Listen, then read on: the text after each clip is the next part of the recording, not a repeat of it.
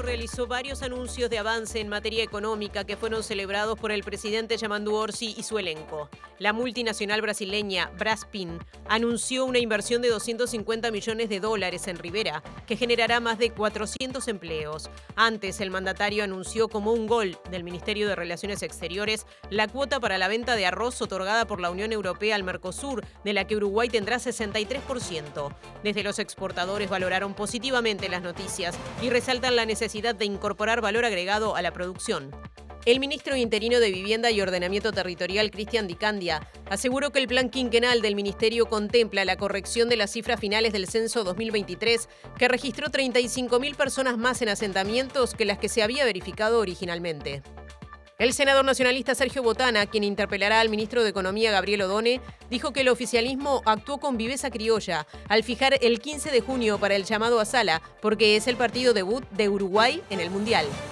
El ministro de Educación y Cultura, José Carlos Maía, dijo que es necesario asumir con humildad que la gestión que está desarrollando el gobierno en diferentes áreas no tiene entre la población la percepción deseada, según lo muestran las últimas encuestas de opinión pública.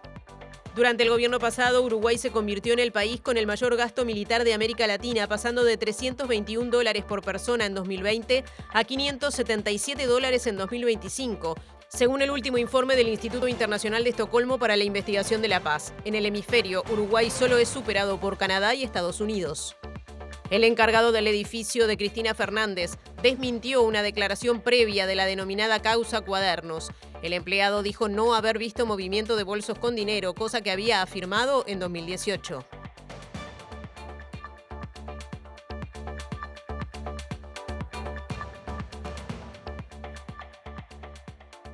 Buenas noches, les damos la bienvenida a Info Capital en su edición central. ¿Cómo estás, Martín? ¿Todo bien, Nati? Todo bien. Bueno, es un gusto estar otra vez con ustedes. Tenemos una hora de información por delante, volviendo al horario y a la duración normales, y ya empezamos a repasar lo que hay.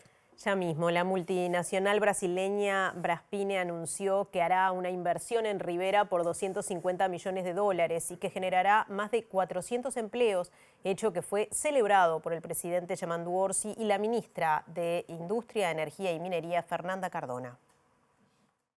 Estamos hablando de una inversión que ronda los $250 millones, así que es muy importante por Uruguay que hayamos tenido el trabajo de estos meses y que realmente se confirme por parte de la empresa eso. Y vamos a tener empleo en el norte que tanto se necesita. En la primera fase estamos planteando unos 150 trabajadores y podría llegar a un pico de más de 400 personas trabajando ahí. Por lo tanto, es una muy buena noticia que tenemos que poder comunicar a la ciudadanía y que además aplica lo que les decía. Hay una preocupación en general, el gobierno lo viene siguiendo y estamos teniendo acciones concretas en los diferentes departamentos que confluyan, que hagan confluir un trabajo de descentralización territorial, pero al mismo tiempo también nos ocupemos de una de las preocupaciones que sabemos que hay en el Uruguay, que es el empleo. Así que creo que esto es una excelente noticia y además una confianza, un guiño más a la confianza de la institucionalidad de Uruguay, del gobierno de Uruguay. Venimos trabajando, créanme, hace muchos meses por esto, de manera silenciosa, como corresponde, seria, y la verdad que la empresa, uno de los temas que trabajamos muy fuertemente tuvo que ver con el precio de la energía, con UTE, por eso también el trabajo de la empresa pública en esto fue primordial. Y también vamos a atacar un decreto que está vinculado a esto, está vinculado, no es solo para Braskem, pero está vinculado, que tiene que ver con la energía que generan los cogeneradores. ¿Qué quiero decir con esto? Si hay una parte de la industria que genera su propia energía y hay un excedente que necesita inyectarlo a la red nacional en algún momento, este decreto lo que está regulando es los mecanismos que tenemos para trabajar con la empresa, con la industria, a la industria que le sirvan esos precios y al Uruguay también porque cuenta con esa energía y es muy quirúrgico porque se necesita saber en qué momento del año eso va a ocurrir. Por lo tanto, es un hito desde el punto de vista eléctrico en Uruguay que este decreto salga porque es una forma de manejar la energía que hace que seamos más eficientes en eso.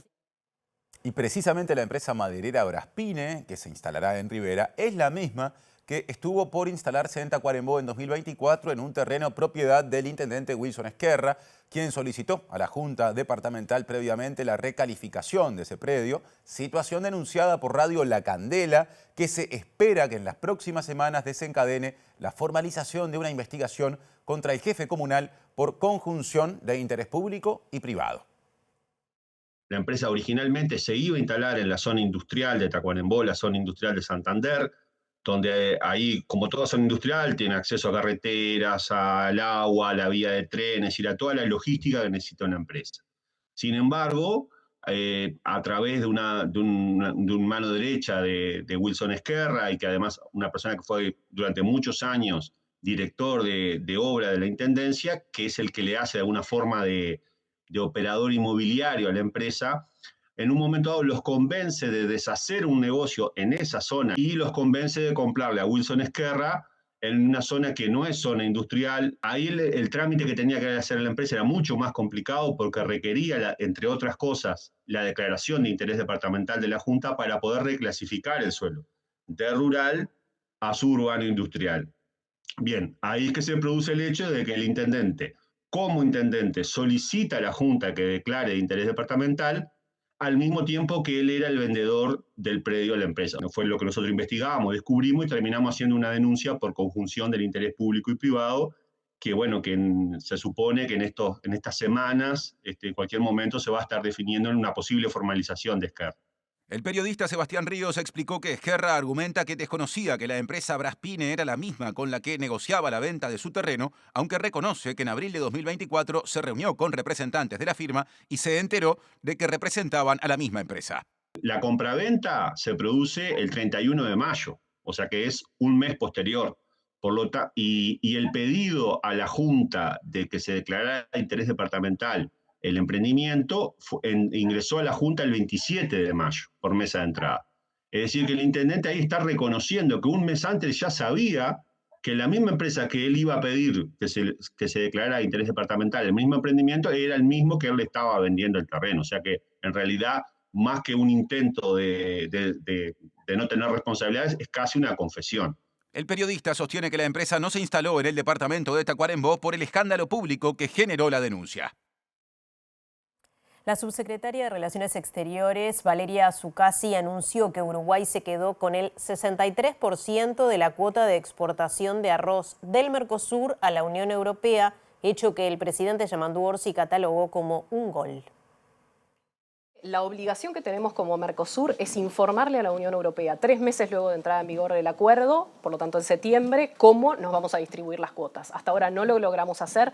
Para nosotros lo que está sucediendo en estos días es una reafirmación de algo que defendíamos hasta el 1 de mayo, es la necesidad de distribuir las cuotas seriamente en base a datos reales, al comercio que tenemos y a la historia del comercio entre los socios del Mercosur para que todos podamos acceder, pero que podamos acceder con garantías. Nuestros exportadores no pueden estar más allá del chiste de estos días de quién vende primero y quién vende más. Nuestros exportadores necesitan certezas, necesitan seguridad y a eso vamos a apuntar en las próximas semanas. ¿Cómo se logró esta negociación, subsecretaria? No es una negociación y esto es realmente mérito del sector privado uruguayo, un sector pujante como el arrocero que desde el principio ha estado trabajando. Acordémonos de algo y por qué esta cuota tiene un valor diferente. La cuota de la carne es indiscutiblemente la cuota de todos los países del Mercosur, pero el arroz durante las negociaciones allá entre 2017 y 2019 era un producto que quedaba casi afuera del acuerdo. Y fue gracias al impulso de la Asociación de Cultivadores de Arroz y a la Gremial de Molinos Arroceros, en conjunto con los equipos negociadores, que logramos crear esta cuota de 60.000 toneladas. Entonces es una cuota que sentimos muy nuestra y que desde que supimos que a partir del 1 de mayo iba a estar disponible esta parte, hemos trabajado muy cerca con el sector privado para asegurar que ellos fueran los primeros en aprovecharla. ¿Ya está exportándose este arroz? Ya se está exportando, en muchos casos van a haber entradas en estos días. Hay una corriente comercial, por lo tanto no es que sea novedoso y que las exportaciones van a salir ahora. Puede haber mercadería que ya está en camino o ya casi entrando a la Unión Europea. Ante esto, el presidente de la Asociación de Cultivadores de Arroz, Guillermo O'Brien, dijo a Infocapital que el mejor desafío de Uruguay en el relacionamiento comercial con la Unión Europea es agregarle valor al producto para mejorar el precio de las más de 200.000 toneladas de arroz sin cáscara que anualmente se exportan hacia allí.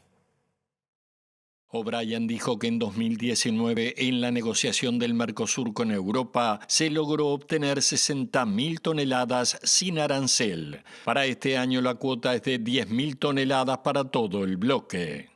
Lo que se acordó con Europa a partir del 1 de mayo es que las 10.000 de este primer año, que prorrateadas al 1 de mayo se transformaban en casi 7.000,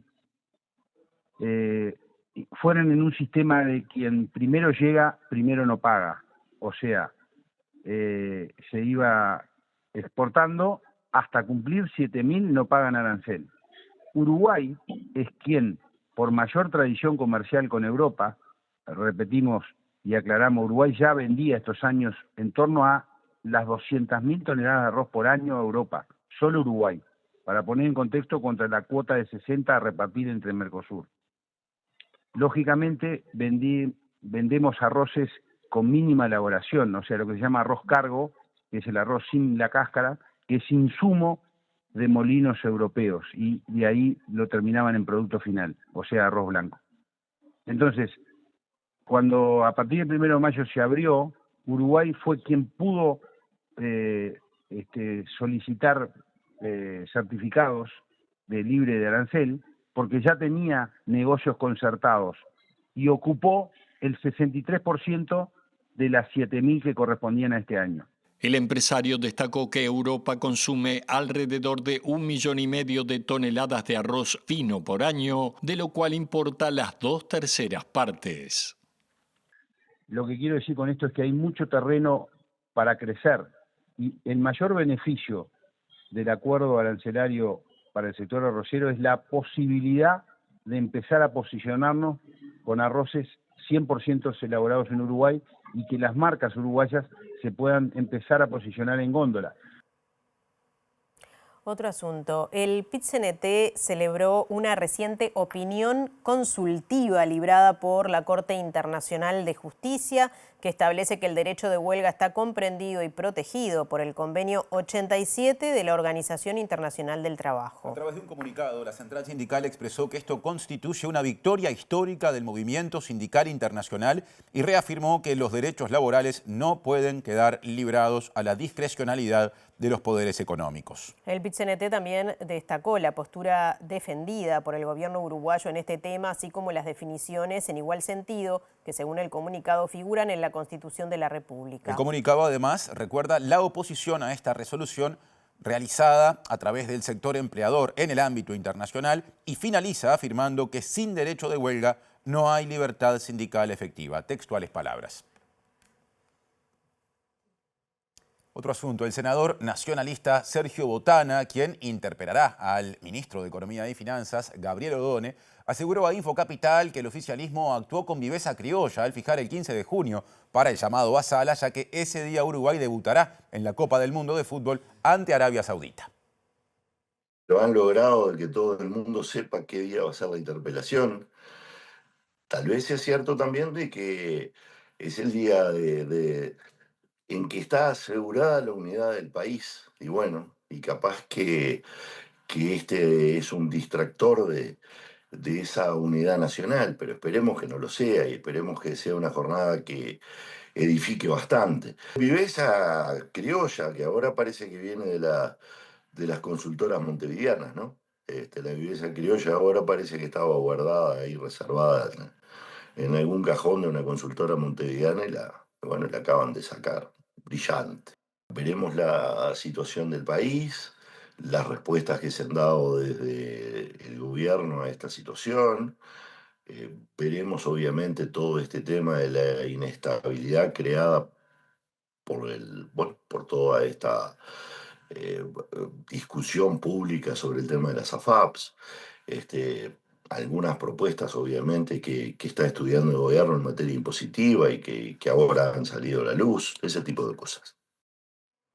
El presidente del sindicato del Instituto Nacional de Estadística, Pablo Capurro, dijo a Infocapital que el 10% de omisión detectado en el Censo General de Población y Vivienda 2023, que fue reconocido por las autoridades, ya había sido denunciado por las y los trabajadores y es particularmente grave porque dejó afuera a la población de menores recursos, en especial al norte del Río Negro.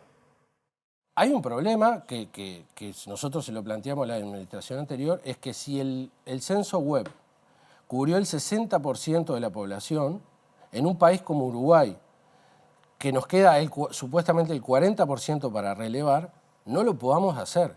Y resulta que el otro 40%, que además está focalizado en la gente más pobre, en los asentamientos y del Río Negro hacia el norte. Entonces, no solo tenemos una omisión en población, sino que esa omisión está sesgada en la gente más pobre y en el interior del país. El sindicato había denunciado el desmantelamiento del Instituto Nacional de Estadística por parte de la administración anterior, pero señala que la actual dirección mantiene el criterio de contratación de personal zafral en funciones permanentes. O sea, nosotros hace casi 10 años que no tenemos ingresos y en tareas permanentes como la encuesta de hogares, los últimos llamados hace 4 años de gente que se necesita han sido solo zafrales. Entonces, ahí tenemos un problema, no tenemos un espacio de negociación real aún hoy. Y tenemos esa dificultad. Ahora viene una rendición de cuentas que hemos solicitado ser recibidos y no hemos tenido respuesta aún. Otro asunto, el ministro interino de Vivienda y Ordenamiento Territorial, Cristian Di Candia, dijo a Infocapital, otro asunto y no tanto, que justamente en este caso el plan quinquenal del ministerio contempla la corrección de las cifras finales del censo, por eso tiene que ver con lo que recién abordábamos, que terminó registrando 34.533 personas más en asentamientos que las que se habían verificado originalmente. Una complementación al censo del 2023 presentada este mes registró un total de 193.260 personas que viven en asentamientos. La DINISU, la Dirección de Integración Social y Urbana del Ministerio de Vivienda, trabajó durante casi un año con el Instituto Nacional de Estadísticas, en colaboración también con el MIDES y otras instituciones, para poder arribar a esos datos que hoy se dan como una corrección del último censo. Esto implica que nuestro Plan Quinquenal de Vivienda y Hábitat ya recogía la posibilidad de que existiese este error en el muestreo y calculaba que las personas que vivían en asentamientos sin precariedad habitacional podían llegar a los 200.000 personas aproximadamente, con un cálculo de error de la muestra de un 95%. Eso ya está en el Plan Quinquenal de Vivienda que se votó el año pasado y por ende, dentro de los marcos presupuestales que tenemos y las posibilidades que tenemos, ya estaban calculados, digamos, en los planes. Recientemente, Pablo Cresci, ex asesor, asumió al frente de la Dirección Nacional de Integración Social y Urbana de la cartera, tras el nombramiento de Silvana Nieves, quien encabezaba esa dirección como coordinadora del programa Más Barrio. La ministra de Industria y Energía y Minería, Fernanda Cardona, defendió el rumbo del gobierno pese a los malos resultados arrojados por 2 recientes encuestas de aprobación presidencial, mientras el ministro de Educación y Cultura, José Carlos Maía, llamó a asumir esas cifras con humildad. Yo respeto las mediciones, son mediciones de determinado momento del estado de opinión pública. A mí personalmente no me sorprenden, pero no pasa por otro lado. Además, a ver, estamos al comienzo del gobierno, falta muchísimo y en esos términos hay que asumir con humildad que evidentemente lo que hacemos no tiene la percepción ciudadana que querríamos. Por lo tanto, no veo ninguna magia en inventar cosas. Hay que reafirmar rumbos y trabajar comunicando lo mejor posible. Me parece que no hay que dramatizar con esto, hay que asumir la realidad y trabajar para cambiarlo. Yo creo que acá hay un gobierno que tiene claro hacia dónde va.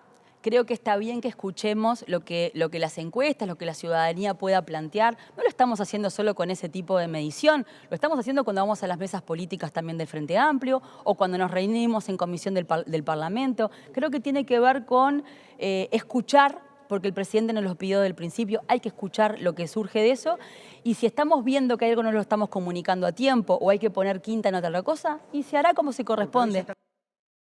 Derechos Humanos, la secretaria de la Federación Latinoamericana de Asociaciones de Familiares de Detenidos Desaparecidos visitó Montevideo para participar de la Marcha del Silencio y dijo a Infocapital que la democracia de varios países de la región se ve amenazada por la llegada de un discurso negacionista atado al crecimiento de la ultraderecha. La Marcha del Silencio a mí me emocionó mucho, por momentos con cierta congoja, porque el silencio grita, digamos, es muy conocido, esto se dice siempre, hay algunas conversaciones a veces en voz baja, pero el silencio está gritando, está clamando, es un clamor enorme. Lo que además me resultó altamente conmovedor y novedoso es el excelente sonido que a lo largo de las calles permitía que toda la gente escuchara los nombres de todos los desaparecidos que se buscan en Uruguay, desde Uruguay. Varios de ellos desaparecidos, muchos de ellos desaparecidos lamentablemente en mi país, campeón en condiciones de represión desaparecedora, y en la Argentina siempre es un grupo pequeño el que está diciendo los nombres para quienes están alrededor. Los gobiernos democráticamente elegidos que van derivando por muchísimas razones hacia medidas, no diré de derechas, a medidas francamente dictatoriales, ese es el enemigo que tenemos hoy. Enemigo, no adversario político, no contrario partidario, sino verdaderos enemigos que trabajan contra la vida, contra la seguridad, contra la salud y contra la educación. Tema vinculado. El presidente Yamandu Orsi participó esta tarde en Buenos Aires de un homenaje que realizó la legislatura de esa ciudad y la Embajada de Uruguay en Argentina a Selmar Michelini, Héctor Gutiérrez Ruiz, Rosario Barredo y William Whitelaw, a 50 años de sus asesinatos. Orsi viajó junto a una delegación interpartidaria compuesta además por la vicepresidenta de la República, Carolina Cose, el prosecretario de la Presidencia, Jorge Díaz, Fernando Pereira, presidente del Frente Amplio, y figuras también partidarias, pero de la oposición, como el expresidente Julio María Sanguinetti, el líder del Partido Independiente, Pablo Mieres, y Santiago Gutiérrez, integrante del directorio del Partido Nacional y nieto de Gutiérrez Ruiz. La Secretaría de Derechos Humanos para el pasado reciente de la Presidencia de la República y el INAU firmaron un acuerdo para digitalizar documentos del ex Consejo del Niño que permitirán investigar la identidad y el origen de personas que estuvieron internadas en ese organismo entre los años 1968 y 1985. En realidad este es un convenio marco que establece el Instituto Nacional del Niño, la Niña y el Adolescente, junto con la Secretaría de Derechos Humanos para el pasado reciente, inédito en nuestro país, donde se busca, incluso en los archivos de vida de las historias del INAU, buscar aquellas historias que, habiendo nacido entre 1968 y 1985, puedan tener esas personas dudas de su origen o de su identidad. No solamente eso, sino también algunos adolescentes que en ese periodo tan triste de la historia de nuestro país estuvieron transitando institucionalizados en hogares del INAU, en ese momento llamado Consejo del Niño y no separado del NISA, y donde fueron vulnerados sus derechos. Justamente en esa área de archivos de vida están todas las historias de los nacimientos, de niñas, niños en ese momento, nacidos en ese momento, y su transitar, dependiendo de hasta qué edad hayan estado o permanecido bajo el amparo de la institución, y que puede dar luz a cierta verdad que hasta el día de hoy permanece oculta. En realidad, primero destacar que esto es algo inédito en nuestro país, que más allá de algunos cuestionamientos individuales o algunas dudas personales por las cuales muchas personas se hayan podido acercar o al INAU o a la Secretaría de Derechos Humanos, no existía hasta el día de hoy, a pesar de haber sido solicitado por algunos colectivos, esta apertura de los archivos de historia de vida para dar luz a los orígenes. En ese sentido, hoy firmamos un convenio marco que tiene varios puntos de respeto, de confidencialidad, de trabajar en la digitalización de estas historias de vida para poder acceder mejor a la información, donde va a haber contrapartes de la Secretaría de Derechos Humanos y contrapartes del INAU que, trabajando articuladamente, con un abordaje además integral, puedan encontrar luz.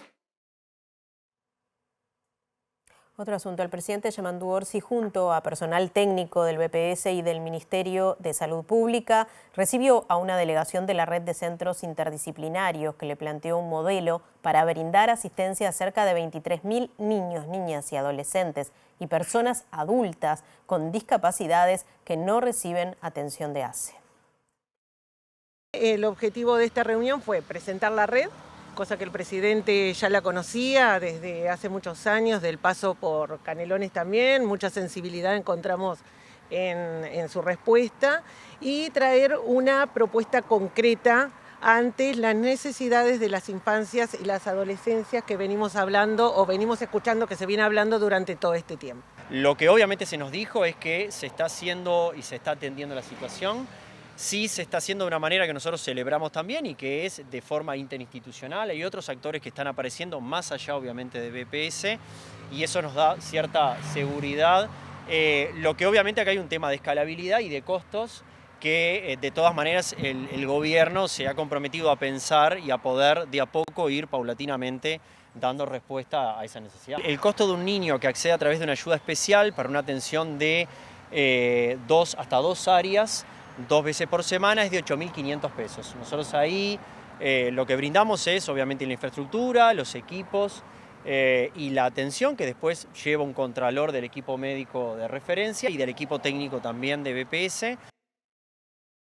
Cambiando de asunto, les contamos que el ministro del Interior, Carlos Negro, y el director de la Policía Nacional, José Azambulla, presentaron en Rivera el operativo Ancilia, un despliegue para el fortalecimiento de los controles en la frontera y la prevención de delitos como el narcotráfico, el tráfico de armas y el contrabando.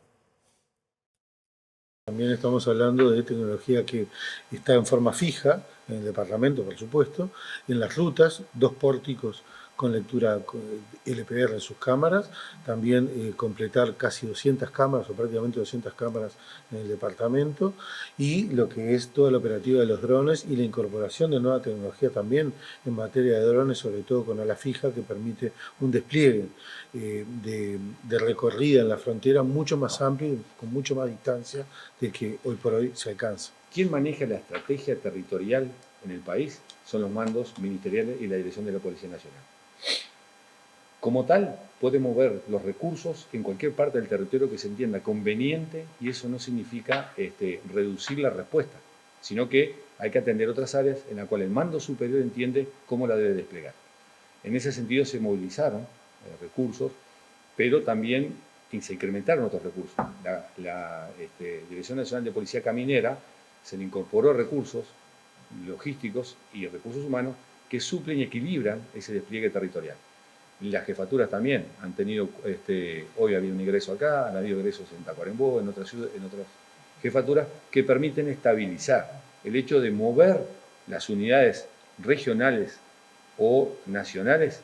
Eso lo establece el mando superior de acuerdo a la necesidad y está dentro de sus competencias y lo ha hecho en forma cuidadosa que no ha minimizado la respuesta. Por algo estas operaciones que estamos hablando hoy refuerzan el control con la combinación de sus unidades. Un llamado del Ministerio del Interior para cubrir 648 puestos de policía ejecutiva recibió casi 27.000 postulaciones y ante esta situación, desde el Sindicato Policial Nacional, manifestaron que deben intensificarse los filtros para la selección final.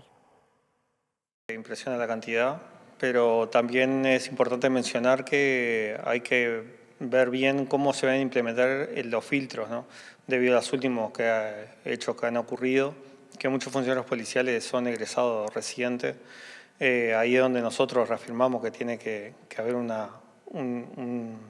filtro mayor, sobre todo en la parte psicológica y también en la parte vivencial del funcionario, ¿no? No todas las personas están capacitadas emocionalmente para soportar todo el estrés y las vivencias que tiene el funcionario policial. ¿A qué atribuyen este alto número de personas que se haya notado?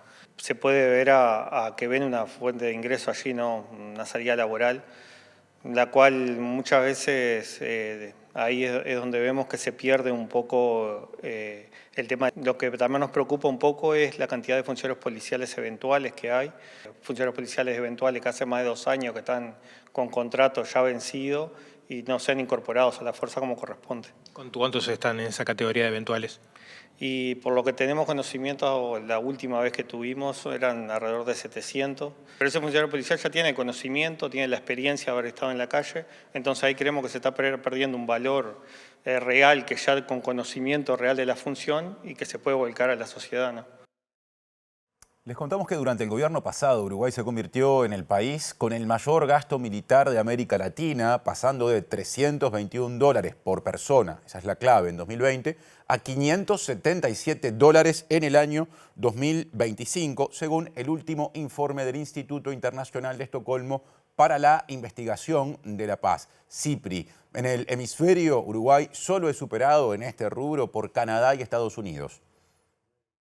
El SIPRI fue fundado el 6 de mayo de 1966 por el Parlamento sueco en conmemoración de los 150 años de paz ininterrumpida que llevaba el país, siendo su objetivo contribuir a la comprensión de las condiciones para una paz estable y para la solución pacífica de los conflictos internacionales. Si bien se votó en el Parlamento y se lo dotó de fondos públicos, se le concedió el estatus jurídico de fundación independiente, creciendo desde entonces en influencia y referenciación global en temas militares y de defensa, siendo su índice de gastos militares el principal en este rubro. En coincidencia con su aniversario, SIPRI publica un ranking anual, siendo Uruguay en 2025 el de mayor gasto por persona en Latinoamérica, llegando a los $577, solo superado en el hemisferio por Canadá con $939 y Estados Unidos con $2.755. A nivel latinoamericano casi duplica a sus seguidores en gasto per cápita, entre ellos Guyana, que destinó $297 por persona, Colombia, 272,8 y Chile, 268,9, mientras que multiplicó por 7 y por 5 a las potencias sudamericanas. Argentina destinó $84,7 por habitante en 2025 y Brasil, 112. De acuerdo con el informe del SIPRI, el aumento de 79,8% se dio durante el gobierno anterior, liderado por el nacionalista Luis Lacalle Pou, en parte por la compra de los aviones Super Tucano a Brasil y de la SOPB a Cardama, pasando de los $320,9 en 2020 a $577 en 2025. Ambos proyectos fueron concluidos durante el actual periodo, con la recepción de los Tucano por un lado y la cancelación del contrato de la SOPB por el otro. En el mismo informe de SIPRI se destaca que, medido en porcentaje del presupuesto nacional dedicado a defensa, Uruguay es el segundo país de América Latina que más recursos otorga, llegando al 2,28%, detrás de Colombia con 3,2%.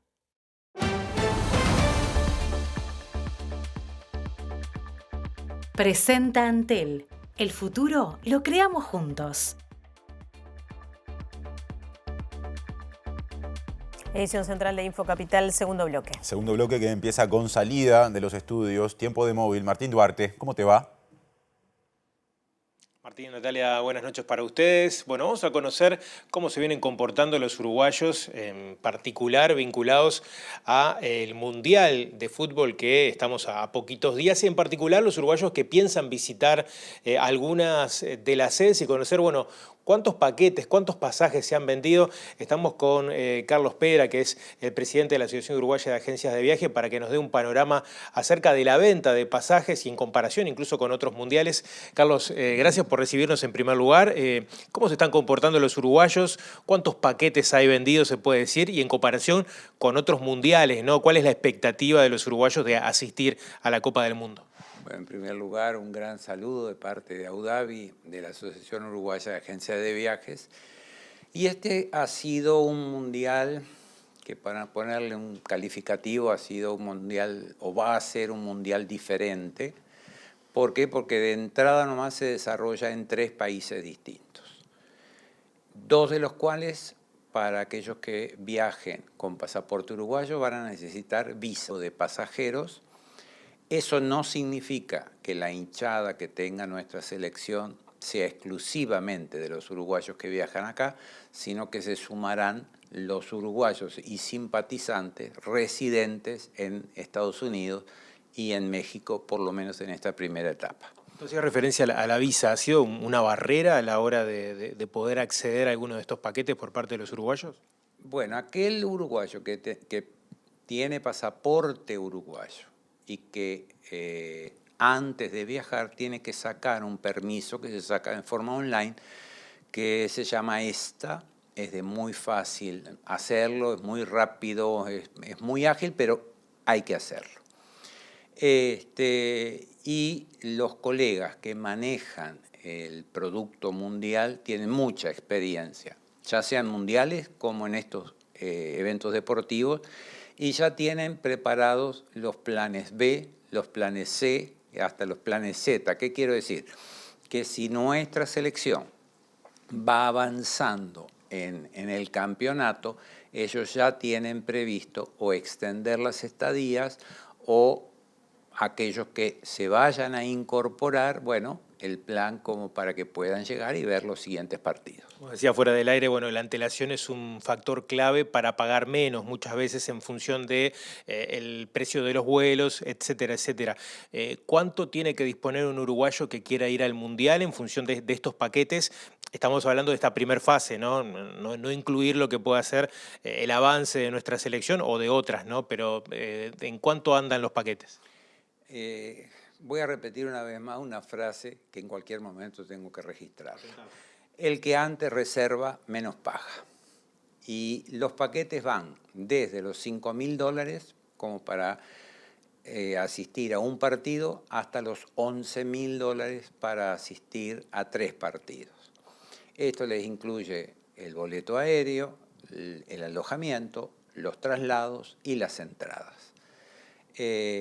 Son precios que obviamente son elevados, pero el efecto mundial ha hecho que los costos para poder armar esos paquetes hayan aumentado de una forma muy importante por el efecto mundial. Y yo les ponía un ejemplo. Un vuelo desde Miami a Guadalajara normalmente cuesta $250. Por el efecto mundial cuesta $1.000.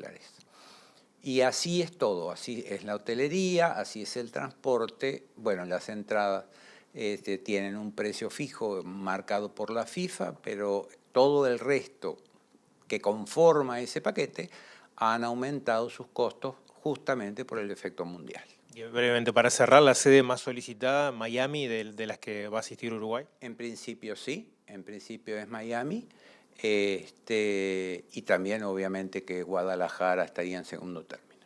Carlos, muchas gracias por estos minutos. Muy amable. Un panorama, compañeros, si están pensando en viajar, ya saben más o menos los costos. El tema de la antelación, si ya no definieron, va a ser más complicado para conseguir lugar y para conseguir abaratar los costos. Sigan ustedes por allí. Salimos del estudio y vamos ya mismo al contacto con Mariana Abreu. Mari, ¿cómo estás? ¿Cómo andás, Natalia? El saludo para todos. Estamos en el Teatro del Anglo porque en unos minutos nada más comienza una nueva función de la obra de teatro Rescatame, que cumple 10 años de su estreno, una obra que ha obtenido el Premio Nacional de Literatura y es la segunda parte, o como dicen también sus creadores, la resaca de aquella primera obra Rescatate, que sigue en cartel a lo largo de 20 años y que también recibió el Premio Florencio. Y estamos junto al director de la obra, Horacio Nieves, para que nos cuentes, Horacio, gracias por recibirnos antes del arranque. Bueno, ¿cómo es hacer esta obra durante tanto tiempo y qué cambios también ha venido sobrellevando? Bueno, hacerla durante tanto tiempo es siempre muy raro, más en teatro, es algo que no esperás que suceda y bueno, cuando empieza a suceder, bueno, es para nosotros muy gratificante que siempre haya público con ganas de ver la obra. Y la obra va teniendo como cambios de actualización, porque son, en este caso, Rescatame, tiene que ver mucho con temas de actualidad, entonces se hace necesario que tenga actualización también el texto. No a grandes rasgos la gran estructura del texto, pero sí en los diálogos muchas veces hay cosas que hay que actualizar, porque después de 10 años hay cosas que van cambiando, sobre todo en el vocabulario del personaje de calle, por ejemplo, hay como pequeños detalles que hay que irlos siempre actualizando. ¿Cómo ha sido la respuesta del público en estas funciones que se hacen durante el mes de mayo? Hoy es la tercera y queda una más el próximo jueves. Sí, hoy es la tercera, el jueves que viene vamos a hacer la última de esta temporada y bueno, la gente ha respondido muchísimo. Para nosotros es un honor que vengan después de tantos años, siempre haya gente. Bueno, a veces bromeamos con eso de que bueno, todavía tenemos 3 millones de público cautivo, porque tampoco es que vinieron millones a verlo, pero bueno, son obras que ha tenido siempre mucho público y que siga teniéndolo. Para nosotros es una grata sorpresa siempre. Y vienen funcionando muy bien, por suerte. Este espejo de alguna manera de las clases sociales es un tema que atrae a la gente, porque recordemos, es lo que se puede denominar como un plancha, ¿no? Que queda en una habitación secuestrado con una persona de una clase socioeconómica más alta y bueno, se da todo un vínculo, ¿no? Entre estas dos personas. Exacto. Rescatame, la temática tiene que ver con eso, es un secuestro en un lugar que le denominan achiques. Que son lugares donde bueno, se secuestra gente, alguien las tiene ahí y luego cuando le dan la orden las libera. Y en este achique aparecen, bueno, secuestran primero una persona, de repente aparece otra. Uno es, sí, un personaje que antes los podríamos identificar como planchas, hoy hay gente que les dice turros, hay gente que le dice ñeris, pero en realidad este es un tipo que en realidad tiene militancia social, que tiene como otro perfil, no estamos hablando de delincuencia, ni mucho menos, pero sí, claro, tiene para el otro, tiene apariencia delictiva. Y el otro es un empresario que cae también secuestrado en ese achique, y los dos empiezan a compartir ese espacio durante mucho tiempo, y bueno, empiezan teniendo muchas rispideces, y luego la propia situación los va de alguna manera hermanando, haciendo que vayan encontrando sus coincidencias. Tienen discusiones muy profundas, también políticas, filosóficas, también ríen. Hay que siempre remarcar que estamos en el marco de una tragicomedia, o sea, todos estos temas que se plantean, que tienen que ver con, bueno, con temas sociales, políticos, filosóficos, están en el marco de una comedia. Entonces, a medida que te vas riendo por ese choque cultural que también provoca gracia, bueno, va acompañada, digamos, la tragedia de la comedia, como la vida misma. Hay un aspecto a destacar que es todo lo que es el trabajo audiovisual que acompaña también la puesta en escena de los actores, que además la hizo nuestro compañero fallecido Diego Soto, por eso también lo traemos, y ustedes homenajean también de alguna manera a Diego en lo que es esta edición de la obra, ¿no? Sí, exacto. En el 2016 Diego Soto fue quien, la obra tiene mucha parte que es audiovisual. O sea, más allá de lo teatral hay una pantalla en la cual se ven también imágenes de diferentes cosas. Esas imágenes las hizo Diego. Y bueno, nosotros decidimos a esta temporada llamarle temporada Diego Soto. Bueno, como para hacerle un pequeño homenaje desde nuestro lugar. Y bueno, y para nosotros está buenísimo ver las imágenes, que es su trabajo, que bueno, que sigue arriba del escenario. Y bueno, y son unas imágenes que uno las ve ahora, 10 años después, y hecho con pocas cosas, que eran las que teníamos en ese momento, y de una calidad que está buenísimo. Agradecemos mucho, Horacio. Y bueno, queda entonces la invitación hecha para hoy, el próximo jueves, 20 y 30 horas, en el Teatro del Anglo. También pueden ver a Diego Martini, otro compañero de nosotros.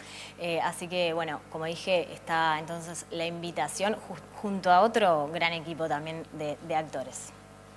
Presenta Mercado Agrícola de Montevideo, en el corazón de un barrio donde late la ciudad. Mercado de Historias. Mercado de Historia.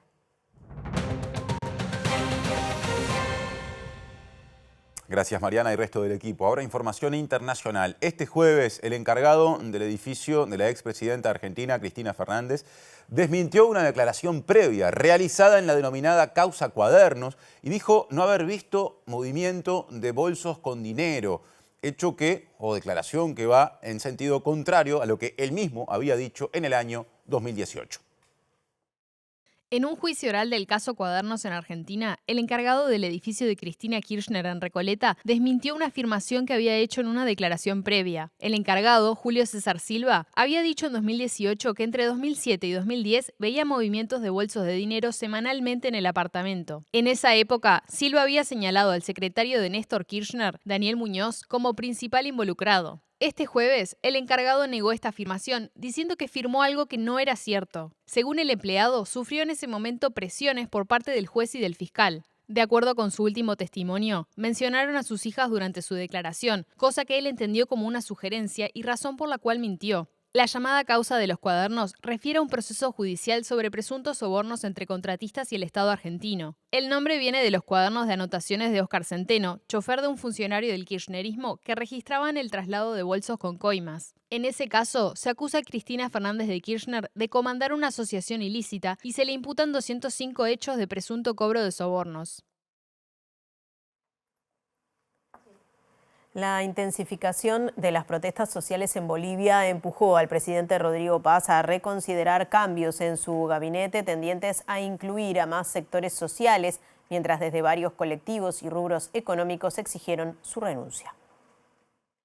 Ante el aumento de intensas protestas en las últimas semanas, el presidente boliviano Rodrigo Paz anunció que hará cambios en su gabinete de ministros. El objetivo es incluir a varios sectores sociales para calmar el clima político en el país. En una rueda de prensa del Palacio de Gobierno, el mandatario afirmó que el nuevo gabinete tendrá capacidad de escucha y anunció la creación de un Consejo Económico y Social. Aún así, remarcó que solo dialogará con aquellos que tengan respeto por la democracia y dijo que no negociará con vándalos. En varias ocasiones, el jerarca ha acusado al expresidente Evo Morales de estar detrás de las protestas. En el último mes, campesinos, indígenas, mineros y otros grupos han llevado a cabo masivas manifestaciones. El mayor impacto se ha dado en La Paz, donde las protestas han bloqueado las carreteras de acceso. Los cortes se dan en un contexto económico desfavorable, con una inflación anual de casi 15%. A raíz de los bloqueos de ruta, el gobierno ha desplegado un puente aéreo con vuelos desde Santa Cruz y Cochabamba para abastecer a la capital. A diferencia de los días que le precedieron, el miércoles transcurrió con relativa calma en La Paz,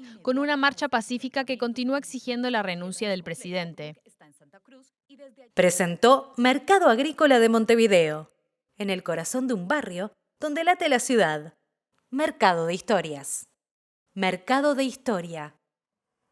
Ahora reabrimos la agenda uruguaya. Organizaciones sociales preparan una demanda para que se anulen los contratos de exploración y explotación de hidrocarburos offshore tras una sentencia del Tribunal de Apelaciones que declara competente al Poder Judicial para expedirse sobre este tema.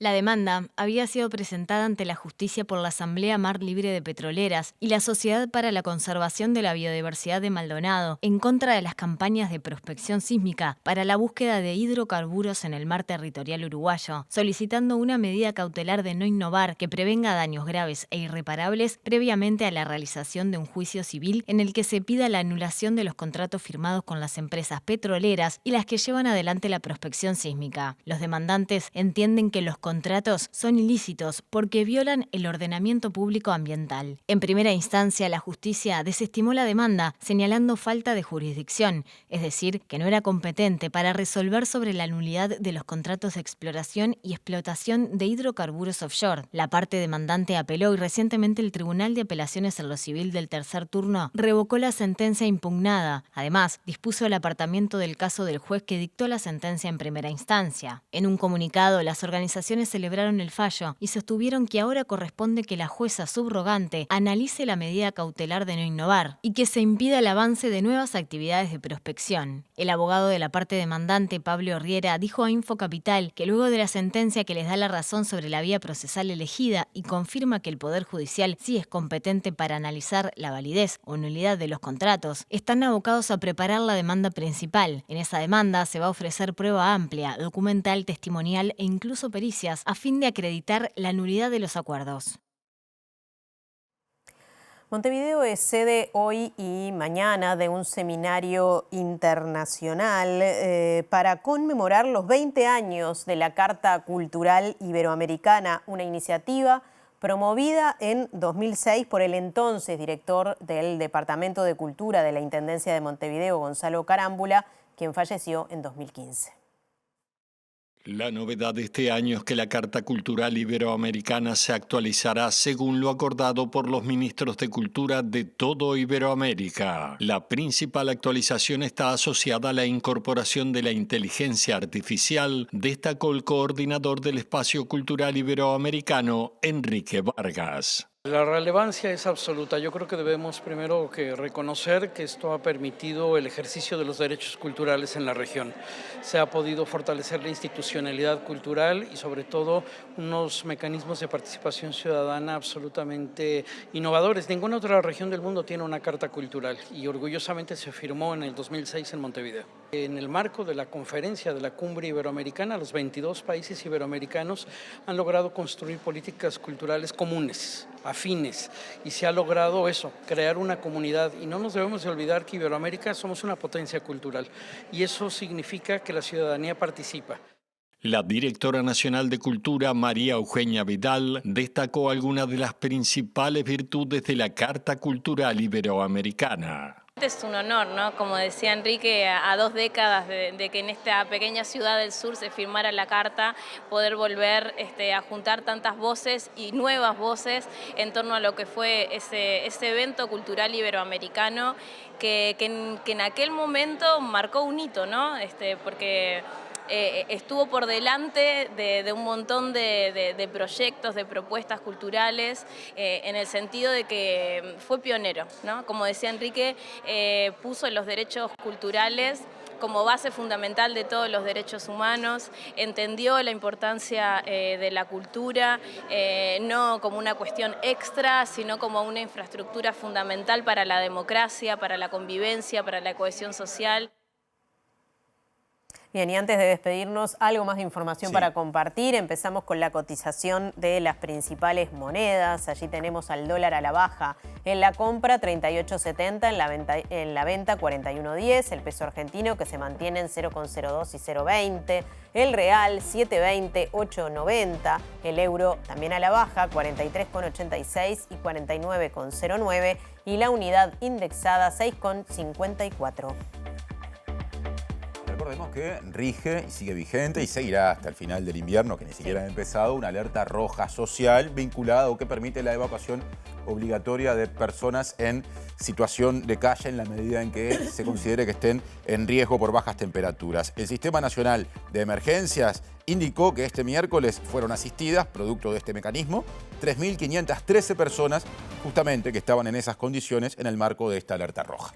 Con estos intensos fríos recordamos que para dar aviso sobre personas a la intemperie en Montevideo se puede llamar al 0800-3650 o comunicarse vía WhatsApp al 091-365-000. Para dar aviso sobre personas a la intemperie en el interior del país o sobre casos de emergencia se debe llamar al 911. En caso de que haya personas que requieran atención médica, la línea SAME 105, línea 105, y en caso de que haya niños, niñas y adolescentes en situación de calle, se solicita llamar a la línea azul del INAU a través del 0800 50 50.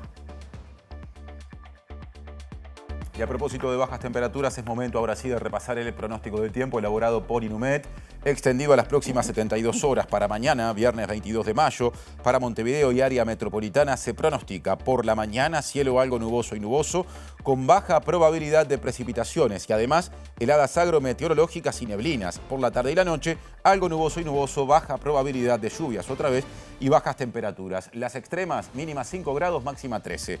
¿Cómo estará el fin de semana? El sábado por la mañana, algo nuboso y nuboso el cielo, heladas otra vez, neblinas y bancos de niebla, y por la tarde y la noche, algo nuboso y nuboso con periodos de cubierto. De momento no se habla de que pueda llover en ese momento del sábado.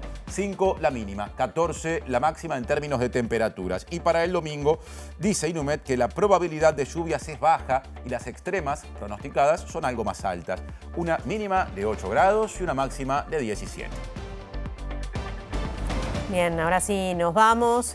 Los invitamos a quedarse en la pantalla de TV Ciudad porque ya viene el lado B. Mañana habrá más información en la pantalla de TV Ciudad en formato Infocapital de mañana desde las 8:30, luego de las 13 horas también. Y estaremos de nuevo con Nati a las 18:55. Los esperamos. Chau.